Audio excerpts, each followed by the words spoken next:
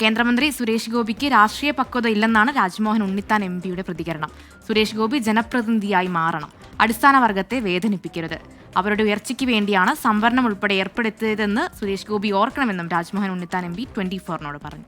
അല്ലാതെ സുരേഷ് ഗോപിയുടെ ഒരു രാഷ്ട്രീയമായ അപക്വതയാണത് വെളിപ്പെടുത്തുന്നത്. കാരണം താഴെത്തട്ടിൽ നിന്ന് ജനങ്ങളുമായി പ്രവർത്തിച്ച് മോൾത്തട്ടിൽ വരുന്ന ആളുകൾക്ക് ഒരിക്കലും അങ്ങനെ പറയാൻ പറ്റത്തില്ല.